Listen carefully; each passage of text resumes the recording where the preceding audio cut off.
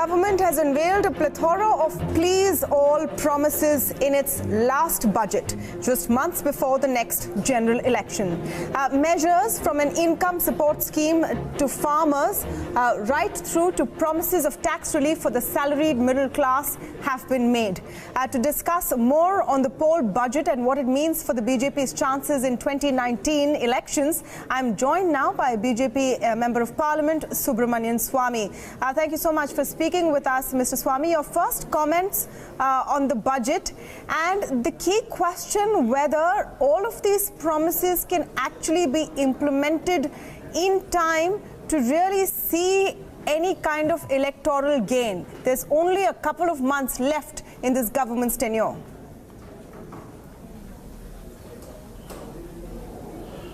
Well, first of all, I'll begin by saying I don't think electoral gains are decided by our economic successes. If it was so, Narasimha Rao and Atal Bihari Vajpayee would have won hands down. In fact, they lost quite miserably. The strength of their party went to half what it was. This country moves by emotions. I think most countries move by emotions. And the issues which really affect them are those which immediately, instantly affect them. If these proposals are good proposals, but they are just a series of proposals, it's not bound together in terms of objectives, priorities, strategy, and a clear presentation of the resource mobilization. So it's an unstructured collection of happy sound and making people happy sort of announcements, and I welcome it because we are on the verge of an election, and it does matter if the mood changes. This budget is a lot more acceptable to the public than the previous four by Mr. Jaitley, which caused a lot of alarm in terms of increasing taxes and raising of interest rates, etc. That's what I would say. But as far as addressing the structural problems of the economy, there cannot be in this budget, and there isn't in this budget any such proposal. Mr. Swamy, what about the fact that a lot of income tax cuts and SOPs have been promised for the next budget? Do you think that's appropriate, considering that this government's tenure is only for a couple of months, and whichever government comes after the elections, even if it's the same one, then they should have made those proposals in the next budget? Do you think it's correct to preempt, the next government, whichever one it may be, for the July budget?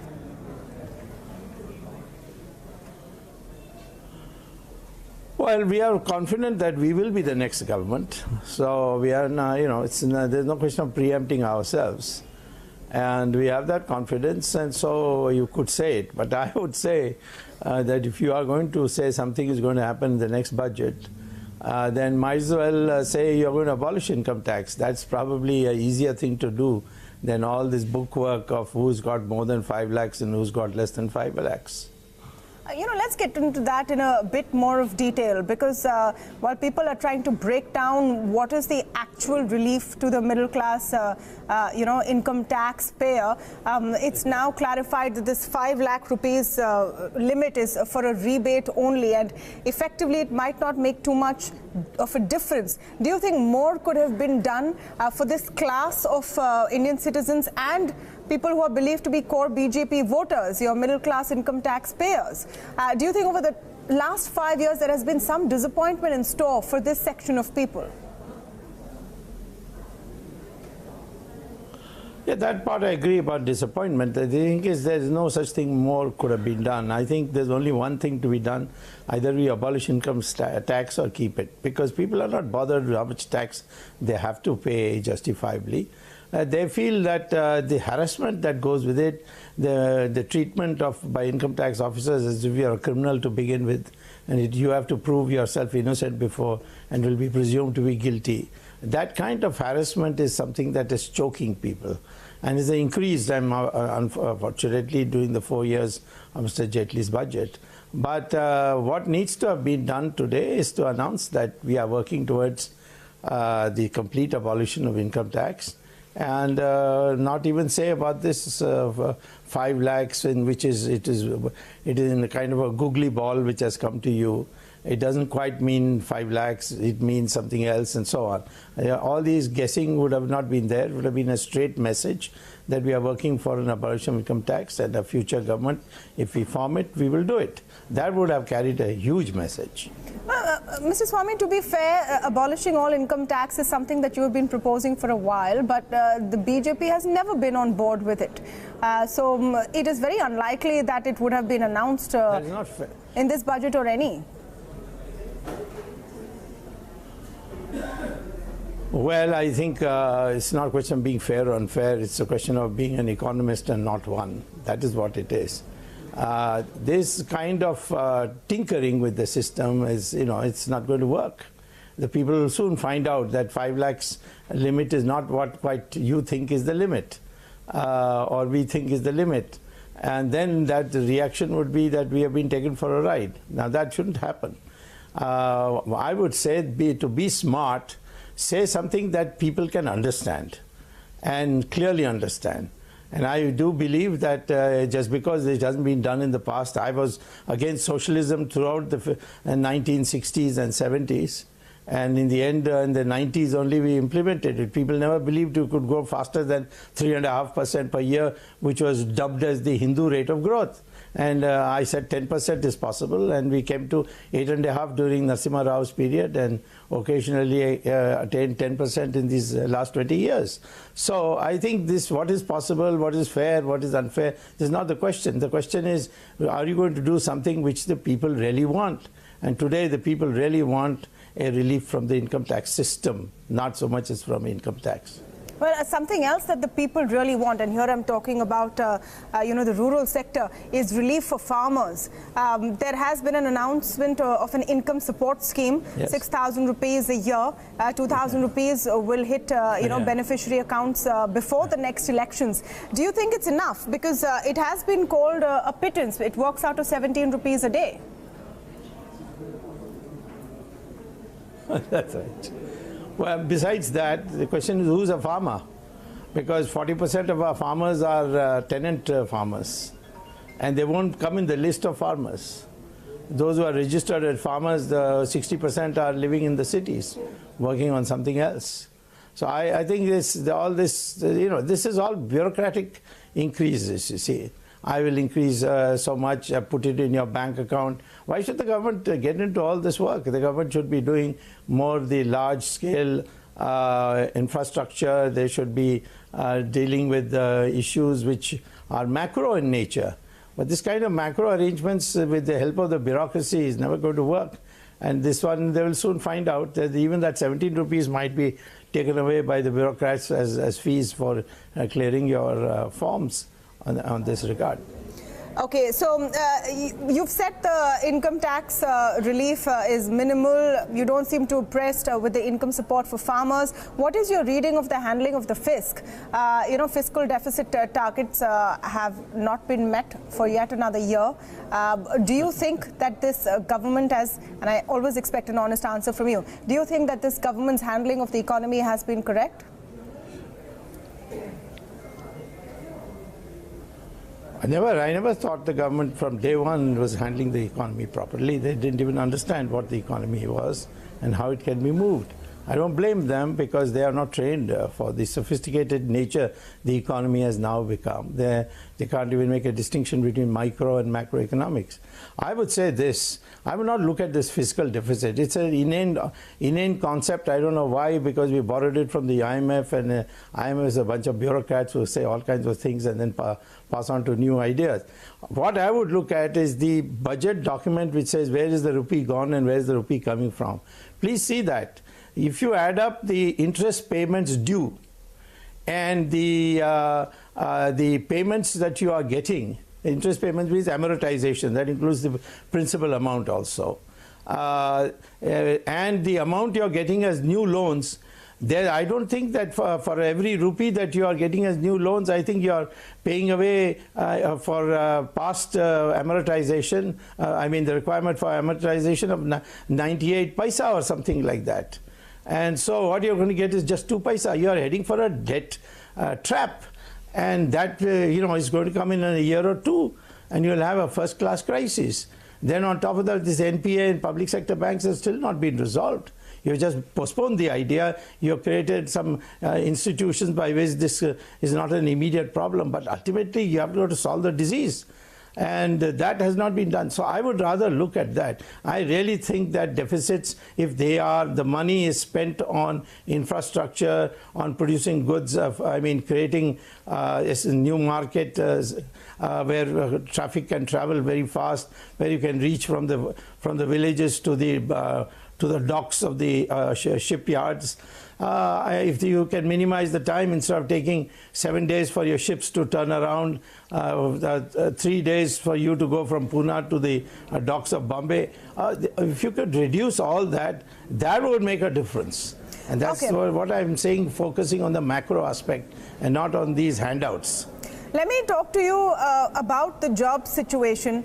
Of course, we all know about the NSSO report, which made an appearance in the Business Standard yesterday, and then the defense mounted by the Niti Aayog about it. How big an issue do you think jobs will be in this election? And do you think it was a mistake to not release those figures?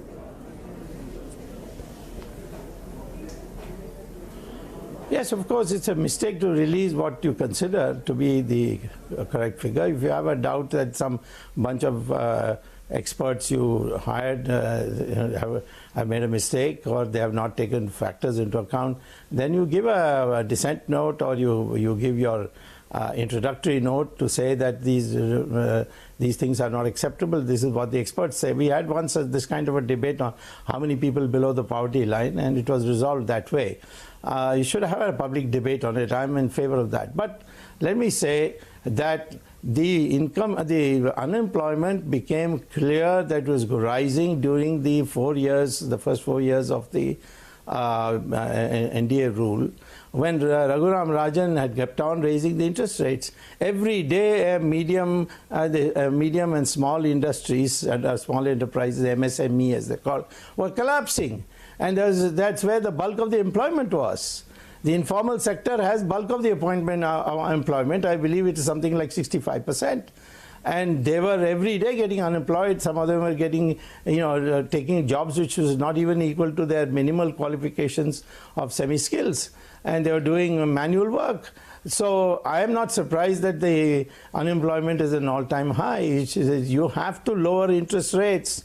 You have to make access to funds or loans to MSME in a major way. Make it easy. Give all this paperwork on mortgages and all should be simplified. That is the way to go about it.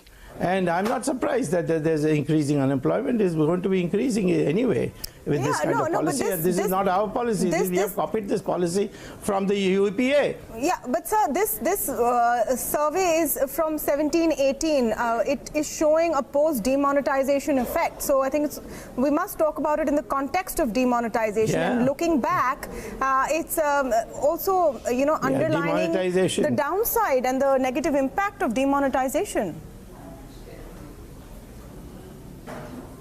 Well, I've been saying from day one, demonetization not going to work. It's a good concept, but there's no preparation for it. It's going to cause a huge unemployment problem. You please go and see the news items of those days. You'll see I've been saying that from day one. Now you don't have to quote this back to me. So in that case, then, my question to you, Mr. Swamy, is you've spoken your mind on, the poor handling of the economy in the last few years. You've said that, yes, jobs is an issue. Demonetization was a problem. Then why are you confident that the BJP will be voted back to power? Why should anyone vote this government back to power? No government is voted to power or out of power because of bad economics. I've seen Narasimha Rao and Vajpayee being misled. Vajpayee, in fact, advanced the election by 6 months, thinking that India was shining and people will vote. I don't go by all these anchors and newspaper editorials to go by that. People are emotional. They voted for us largely because, not that we'll do new economics, but because we'll build the Ram temple, we'll give a new identity to the Hindus, and we'll unite the country, we'll teach the Pakistanis a lesson. There are a number of emotional things. We'll fight corruption. Corruption was a major thing. The only person who has fought corruption in the last 5 years is me. The government has done very little to fight corruption. And only recently we have seen some activity on that, but that is after 4.5 years of protecting the corrupt, in the sense slowing down every process. So I would say today, if there's anything which is going to get us the majority, it will be the Ram Temple. And I'm sure that we are going to get the Ram Temple in the next 30 days, and therefore the public is going to vote for us in a big way. So are you saying, Mr. Swamy, that if the Ram Temple project does not take off in the next 30 days, there are very little chances of this government returning to power? What is your honest opinion on the chances of the Modi government returning? I only give honest opinions. You've been dealing with other politicians, so you don't ask me about honest opinion. I always give honest opinion. I'm telling you, we'll be routed if we don't build the Ram Temple this time. Do you think Mr. Modi's popularity is intact or dipped?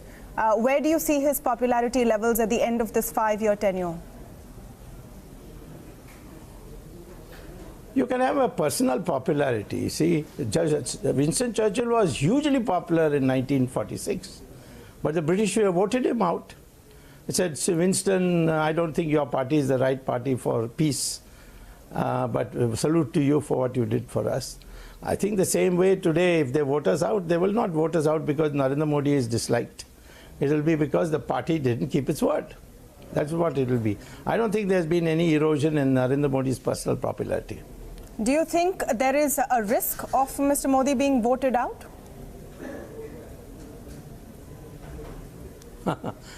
If they don't make the Ram Temple, we are all voted out. Why only Narendra Modi? Right.